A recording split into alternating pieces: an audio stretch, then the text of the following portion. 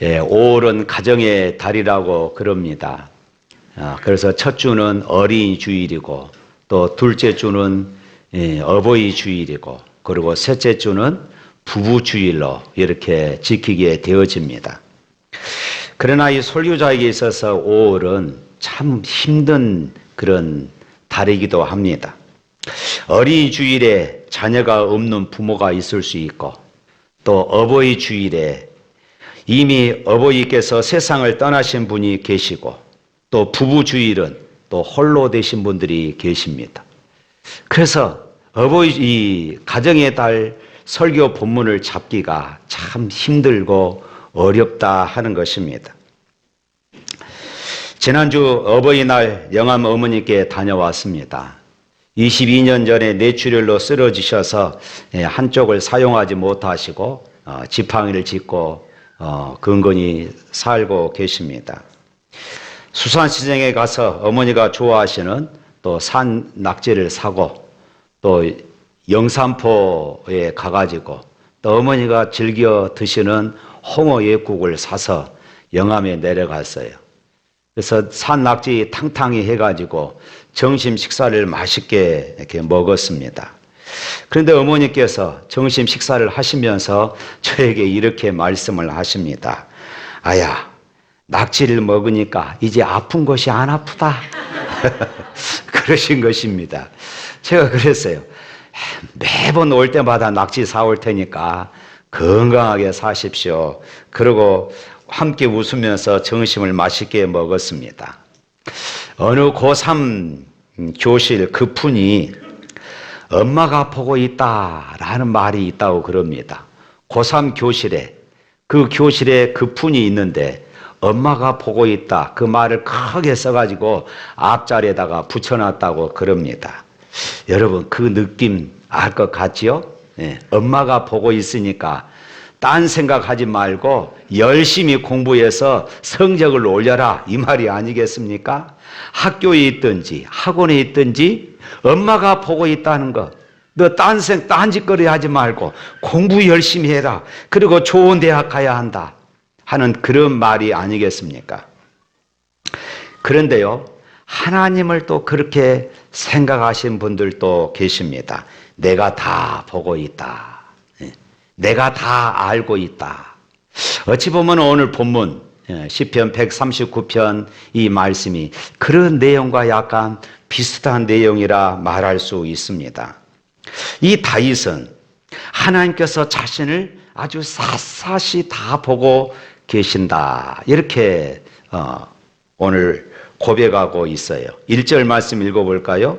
여호와여, 주께서 나를 살펴보셨으므로 나를 아시나이다. 하나님께서 이처럼 자신을 샅샅이 살피고 환히 알고 계시다는 것이 얼마나 두려운 일이겠습니까? 그뿐만이 아닙니다. 다윗은 하나님께서 자신의 생각까지도 다 알고 계시다고 또 이렇게 고백합니다. 2절 말씀 읽어봅니다. 주께서 내가 앉고 일어섬을 아시고 멀리서도 나의 생각을 밝히 아시오니, 내가 지금 무슨 생각하고 있는지 하나님이 아신다는 것이지요. 또 4절 한번 읽어볼까요? 4절, 여호와여, 내 혀의 말을 알지 못하는 것이 하나도 없으시니이다. 내가 그냥 속닥거리는 그 말까지 하나님은 다 알고 계시다.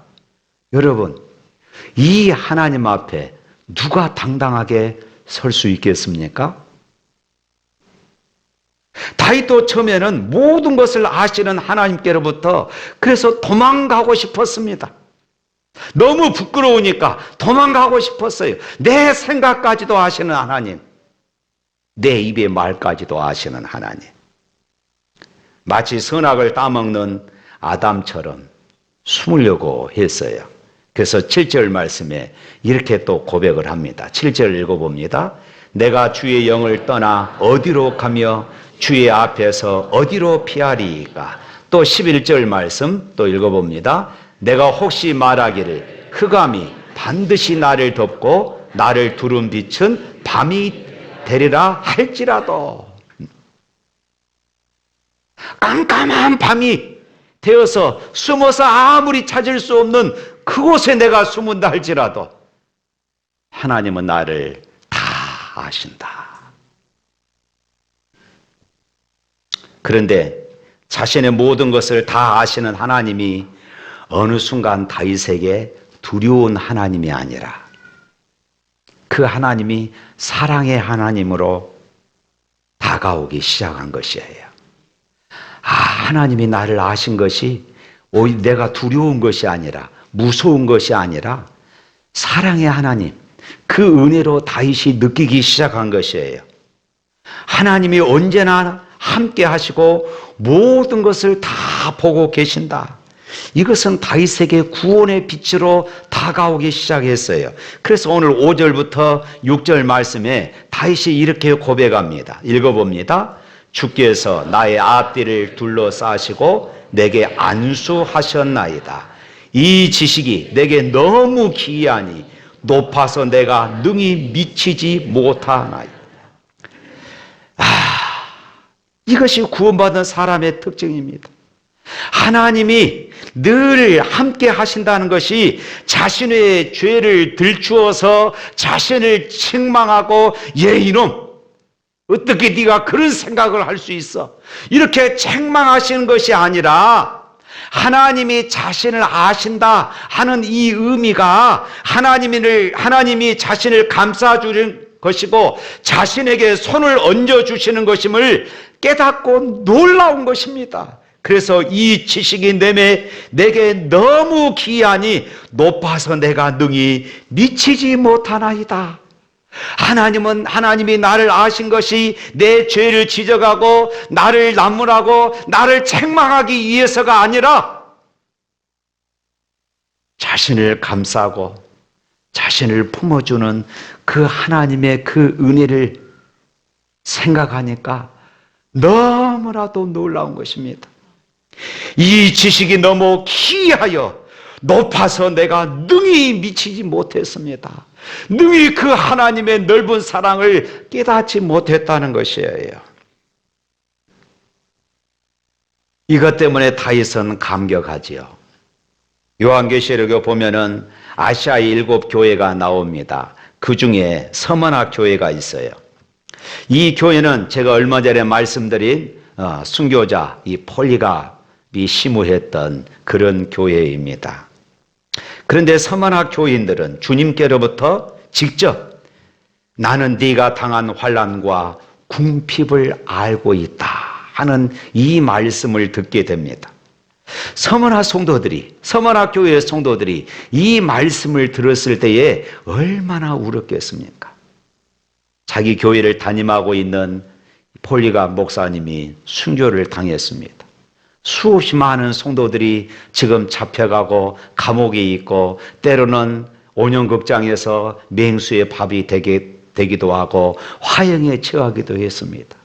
남은 성도들이 몹시 괴롭고 힘든 나날을 보내고 있는 것이에요. 그때 주님이 찾아오셔서 나는 네가 당한 환난과 궁핍을 알고 있다 이렇게 말씀하니까 얼마나 성도들이 울었겠습니까? 하나님은 멀리 있는 것 같았습니다. 하나님이 자기들을 지켜주지 않은 것 같았습니다. 그런데 하나님이 내가 너를 알고 있다. 주님이 자신들과 함께 하시며 자신들이 겪는 환난을 다 하신다고 하면은 무엇이 두려웠겠습니까? 그래서 그들은 감사하며 찬양했을 것입니다. 예수님을 믿고 받은 가장 큰 복이 무엇일까요? 주님이 우리 안에 거하시는 것이고 주님의 마지막 약속이 세상 끝날까지 너희와 항상 함께 있으리라. 할렐루야. 그러므로 하나님께서 우리와 언제 어디서나 함께 하시며 우리의 모든 것을 다 하신다는 것은 두려운 것이 아니라 감사이고 사랑이며 축복인 것을 믿으시기를 바랍니다. 사랑하는 성도 여러분, 그렇다면 주님께서 왜 우리와 항상 함께 하실까요? 도대체 내가 누구라고 나 같은 자와 늘 함께 하겠냐 이 말입니다. 하나님이 말씀하십니다. 내가 너를 창조했어. 내가 너를 낳았다고. 그래서 내가 너를 포기할 수 없는 거야. 할렐루야. 하나님이 나를 창조하신 것을 내가 어떻게 믿을 수 있겠습니까? 부모님이 여러분을 낳은 것을 여러분 보았습니까? 보지를 못했잖아요. 그런데 똥기저귀 갈아주고 밤낮으로 보살펴주고 자기 목숨보다 아끼고 사랑하는 것을 보니 우리 부모님이 맞구나. 나를 사랑하는 것이 맞구나. 나를 낳아주신 것이 분명하구나. 이렇게 아는 것이 아니겠습니까? 예수님께서 왜 십자가에 달려 죽으셨습니까? 주님은 왜 우리 안에 거하시는 것입니까? 하나님께서 나를 사랑하시고 하나님께서 나를 만드셨다는, 나를 구속해 주셨다는 증거인 줄로 믿습니다. 혹시 여러분 중에 희망이 보이지 않는 삶 앞에 좌절하고 계신 분 있습니까? 혹시 기도하다가 응답이 없어서 지쳐 있는 분 계십니까? 하나님이 나를 만드셨기에 나를 대신하여 죽으셨고 지금 내 안에 거하시면서 세상 끝날까지 나와 동행하신다 믿으시기를 바랍니다. 하나님은 나를 잊을 수도 나를 포기할 수도 없음을 또한 믿으시기를 바랍니다. 내가 이 사실을 믿는다면은 두려울 것이 뭐가 있겠습니까? 요한계시록을 기록한 사람은 사도 요한입니다. 그런데 이 반모섬 감옥에 갇힌 90세가 넘는 이 노년의 요한이 얼마나 괴로웠겠습니까? 핍박이 닥쳐오자 교인들은 믿음을 던져버리고 교회에서 떠납니다. 교인들이 여기저기서 교회들이 무너지기 시작합니다. 요한은 괴롭습니다. 그때 요한에게 주님이 찾아오셨어요. 그리고 요한에게 임재하셨습니다. 요한은 주님의 그 영광을 보고 땅 앞에 엎드릴 수밖에 없었어요. 너무나도 영광스러운 주님을 감히 쳐다볼 수가 없었기 때문입니다. 그러면서 요한은 정말로 행복해서 목 놓아 울었을 것입니다. 너는 혼자가 아니란다. 내가 있지 않느냐. 두려워하지 마라. 내가 함께한다 하는 이런 주님의 음성을 들었기 때문입니다. 어느 목사님이 목회하다가 교회가 시험이 들어서 몹시 어려웠어요. 돌파구가 도대체 보이지가 않습니다. 앞으로 어떻게 목회를 하나, 사역을 어떻게 감당하나 너무나도 두렵고 고민이 되었는데 어느 날 새벽 하나님 앞에 눈물을 흘리며 기도할 때에 응답을 받았어요. 내가 있잖아. 내가 너를 알아. 힘을 내라. 내가 너를 알아 하시는 이 주님의 음성이 응답이었던 것입니다. 할렐루야. 사랑하는 성도 여러분, 언제나 나를 아시고 항상 나와 함께 하시는 하나님은 두려움이 아니라 감사입니다. 왜냐하면 나를 사랑하신다는 증거이기 때문에 그렇습니다. 그러나 어떤 분은 하나님이 나를 사랑하시고 하나님이 나와 함께 하신다면 왜 내 삶은 이렇게 힘이 든가요? 반문할 수 있을 것입니다. 그것은 여러분 우려나 할 수가 없어요. 때로는 내가 불순종하는 삶을 살아서일 수도 있고 때로는 하나님의 특별한 섭리가 있어서 우리를 이런 고난 가운데 던지시기도 하신다는 것이 성경의 진리입니다. 그러나 여러분 기억하십시오.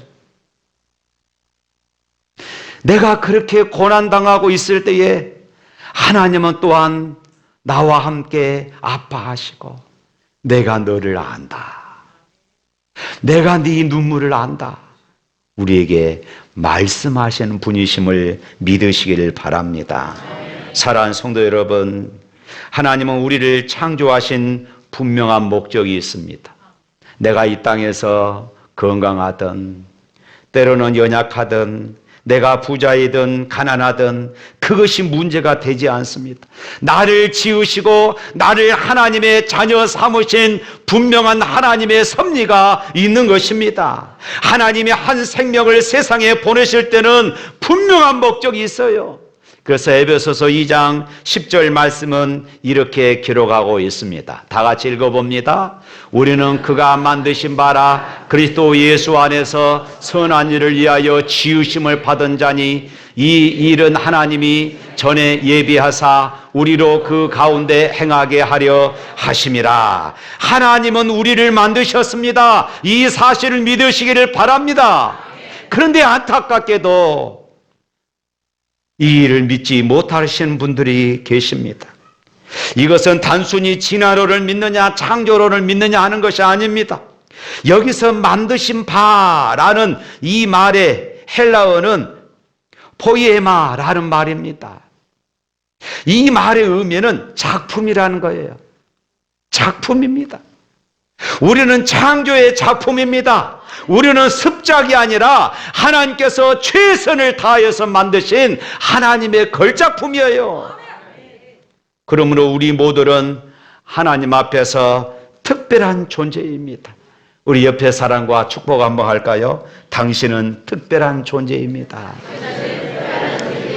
당신은 하나님의 걸작품입니다. 여러분, 날마다 나 자신을 그렇게 축복하십시오. 그렇구나. 나는 하나님의 걸작품이야. 여러분, 이 자존감을 회복할 수 있기를 주님의 이름으로 축복합니다. 세상 환경 때문에 비참하게 여기지 마십시오. 나는 하나님의 걸작품이다. 삭개오를 보십시오. 삭개오의 이름의 뜻은 순결한 자라는 뜻입니다. 그의 부모가 삭개오를 낳고 너는 순결한 자의 삶을 살아라. 그리고 삭개오라고 이름을 지어줬습니다. 그러나 그의 삶은 순결하지 못했어요. 세리장으로서 당시에 동족을 괴롭히는 이치에 있었습니다. 또 키가 작다는 것 때문에 자신의 외모에 컴플렉스를 가지고 있는 그런 사람이었습니다. 세상 사람들은 삭개오를 성공한 사람, 출세한 사람으로 부러워했을는지 모릅니다. 그러나 삭개오는 늘 자신의 삶에 대해서 불편했습니다. 그러던 어느 날 예수님께서 자기가 살고 있는 여리고를 지나간다는 이 소문을 들었어요. 그래서 나도 예수님이 어떤 분인가 한번 만나보고 싶었어요. 그런데 사람들이 너무 많아서 그 사람들의 틈을 헤집고 예수님께로 나아갈 수가 없었어요. 그래서 그는 돌 무화과 나무 위에 올라갑니다. 생각해 보십시오. 키가 작지요. 배가 나오고 뚱뚱한 사람이 나무 위로 올라가서 예수님을 본다고 생각해 보십시오. 얼마나 우스꽝스럽습니까? 그는 그럼에도 불구하고 자신의 자존심과 체면도 다 내려놓았어요. 그만큼 그가 예수님을 만나보고 싶었다는 간절함의 증거입니다. 숨을 죽이고 예수님이 과연 어떤 분인가를 지켜봅니다. 삭개오는 돌 무화과 나무 위에서 어떤 생각을 했을까요? 나 같은 못난 사람도 예수님을 만나면은 새롭게 변화될 수 있을까? 세상 사람들로부터 손가락질을 받고 반역자 취급을 받은 그런 자를 예수님은 어떻게 나를 대하실까? 만약 주님을 나를 보고 많은 사람들 앞에서 야 사기꾼아, 야 도둑놈아 책망하신다면 어떻게 할까? 그는 머릿속이 대단히 복잡했을 것이 분명합니다. 그런데 예수님의 반응은 너무나도 뜻밖이었습니다. 예수님은 일부러 삭개오가 올라가 있는 그 나무 아래로 지나가시면서 삭개오를 주목했습니다. 발걸음을 멈추십니다. 그리고 그 이름을 불러줘요. 삭개오야, 삭개오야, 속히 내려오너라. 주님은 그의 이름을 반복해서 부르십니다. 이것은 지금까지 삭개오가 상상하지 못했던 그런 상황이 되어버린 것이에요. 이름을 불러주었다는 것은 삭개오를 인격적으로 인정해 주었다는 것입니다. 주님께서 그 이름을 불러주시는 순간 그는 자신의 존재에 대한 인식을 새롭게 하게 되어진 것입니다. 사실 삭개오가 예수님을 보러 온 것이 아니라 예수님께서 일부러 이 삭개오를 만나시려고 여리고에 가신 것이었습니다. 삭개오가 예수님을 찾은 것이 아니라 예수님께서 삭개오를 찾아서 이 여리고에 가신 것이에요. 할렐루야. 그리고 예수님은 삭개오야 내려오너라 이렇게 말씀하셔요. 어이 자네 내려와 보게 이렇게 말씀하지 않았습니다. 어이 셔다리 사기꾼 왜 거기서 숨어서 나를 지켜봐 이렇게 말씀하지 않았습니다. 예수님은 분명히 삭개오야 그 이름 석자를 불러주셨습니다. 삭개오야. 그런데 이전에 예수님과 삭개오가 한 번도 만난 적이 없어요. 그런데 예수님은 삭개오의 이름을 아셨습니다. 그리고 삭개오의 이름을 불러주셨어요. 예수님은 삭개오의 이름뿐만 아니라 만나는 모든 사람들의 이름을 아십니다. 시몬의 이름도 세리 마태의 이름도 사울의 이름도 아셨습니다. 마찬가지로 주님은 오늘 저와 여러분의 이름을 아십니다. 할렐루야. 요한복음 10장 3절에 보면은 이런 말씀이 있습니다. 다 같이 읽어볼까요? 문지기는 그를 위하여 문을 열고 양은 그의 음성을 듣나니 그가 자기 양의 이름을 각각 불러 인도하여 내느니라. 그가 자기 양의 이름을 각각 부른다. 예수님은 양을 번호로 1번, 2번, 3번 이렇게 부르지 않습니다. 우리 하순에서 오는 아이들이 3명의 아이들이 있어요. 제가 맨 처음에 이름을 잘 외우지 못하니까 큰아들은 1번, 둘째 아들은 2번, 셋째 아들은 3번 부르면 자기들이 또 쪼르르 또 저한테 다가옵니다.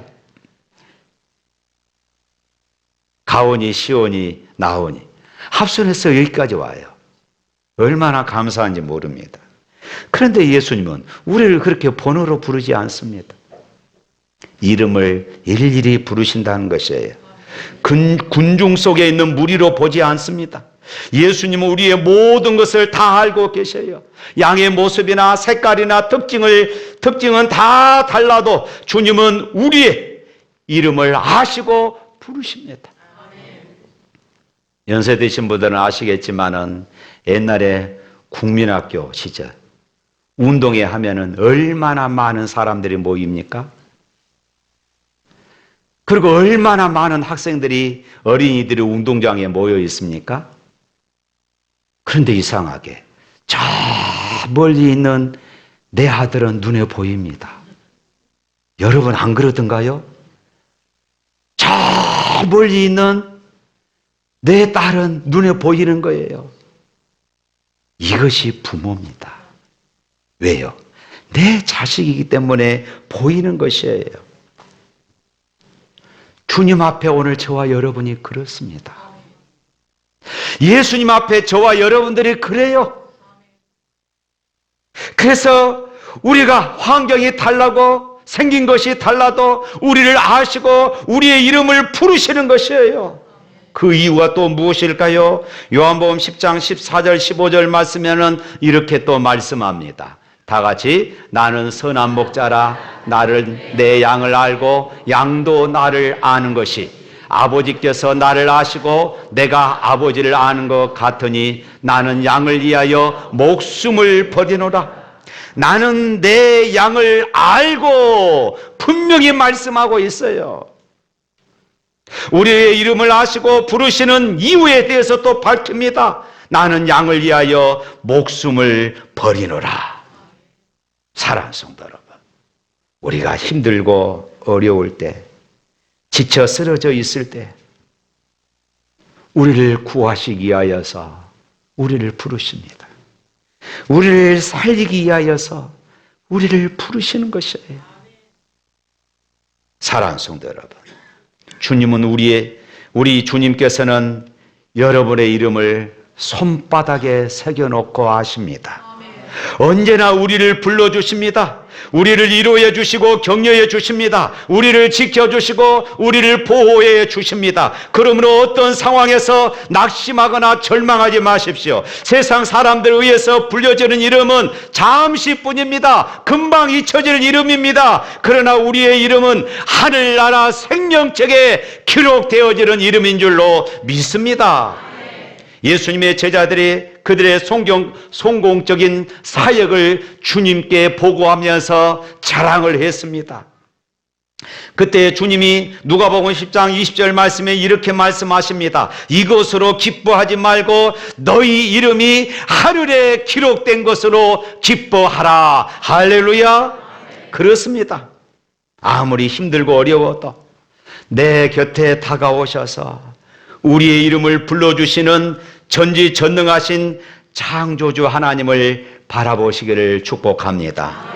그분 안에 우리의 모든 기쁨이 있습니다. 우리의 눈물을 닦아주시는 위로가 있습니다. 치유와 회복이 있습니다. 모든 것을 이기게 하는 능력이 있습니다. 할렐루야.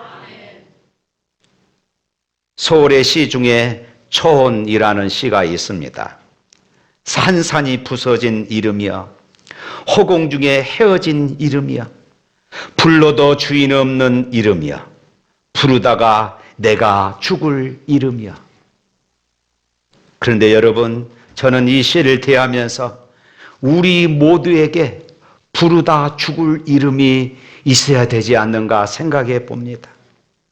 우리가 부르다가 죽을 이름, 우리가 목이 터져라 부르짖어 불러야 할 이름, 바로 예수 그리스도십니다. 할렐루야. 예수 그리스도셔요. 내 목이 터져라 불러야 할 이름, 예수 그리스도셔요.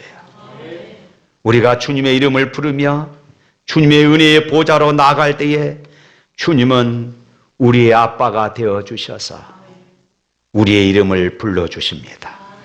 능력의 손으로 지켜주시고 위로의 손길로 눈물을 닦아주십니다.